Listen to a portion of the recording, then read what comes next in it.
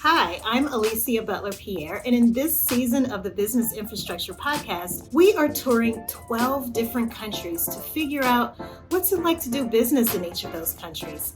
Next up on our tour is Australia. But before we get into that, make sure you click that subscribe button below and click the notification bell so that you'll know exactly when the next episode will air. Now, let's find out, what is it like to do business in Australia? After relaxing for a week in Brazil, we've had a chance to recover from jet setting around the world. And it's a good thing because we'll need all the energy we can muster as we brace for another long flight. We're headed down under to Australia. I'm Alicia Butler Pierre, and this is season 18 of the Business Infrastructure Podcast, the show where we share operational tips, tactics, and tools for curing back office blues.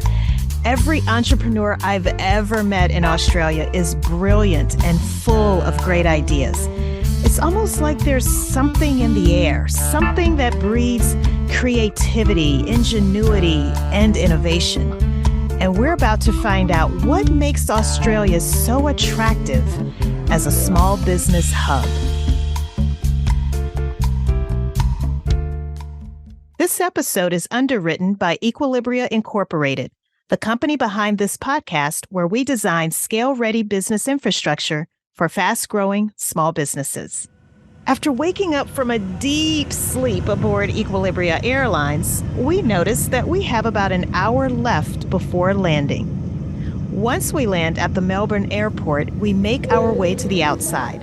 If you're worried about finding our host, then don't. You can't miss her.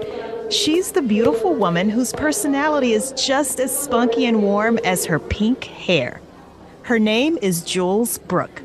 She's a serial entrepreneur, woman entrepreneur advocate, and public relations expert.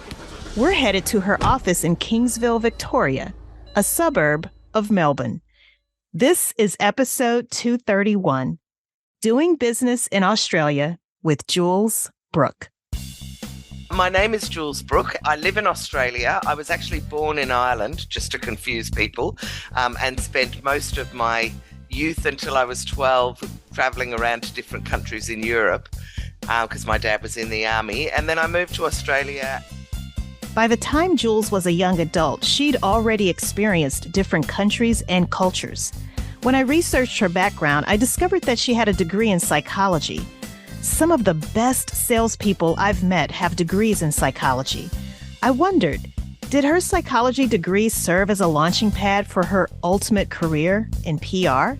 That is a really good question, and the answer's probably going to surprise you, but it had absolutely no impact at all. So I went from finishing my degree into sales, and I worked in sales for a long time. And then I did a long time in graphic design. I did 5 months in a design company and then started my own.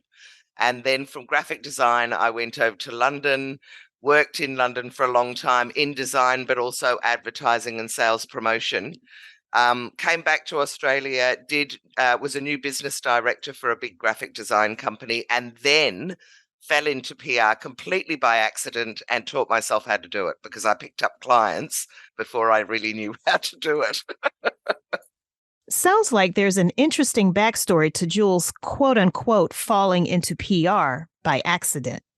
It's a really funny story. There was a guy in Australia called Mark Mitchell. He was a comedian. He had a show. He was a character called Con the Fruiterer.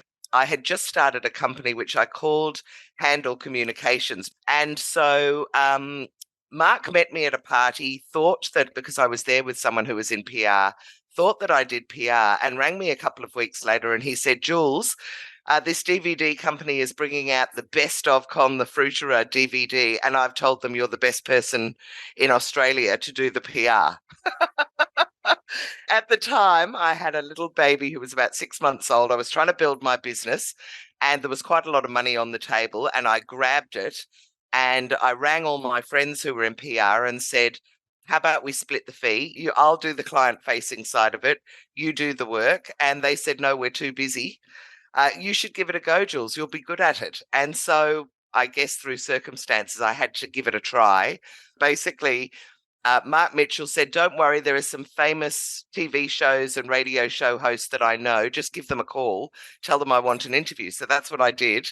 3 weeks later, Jules reported to that DVD company that she secured 8 interviews for Mark. Needless to say, they were impressed. And just like that, Jules unleashed a new skill. I discovered I loved it. Like, I really loved it. When you get into PR and you ring journalists and they go, oh, this sounds great.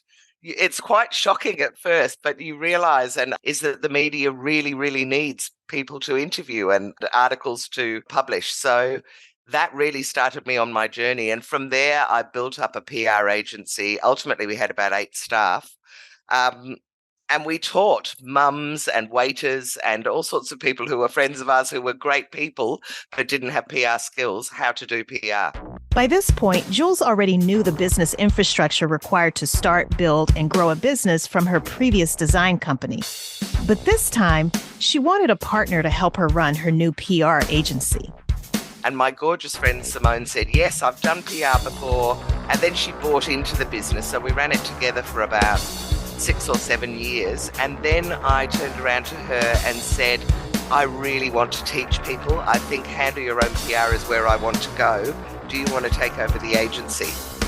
Simone said yes, but strongly disagreed with Jules's decision to pursue yet another business that would focus exclusively on PR training and coaching. But Jules moved on and didn't look back.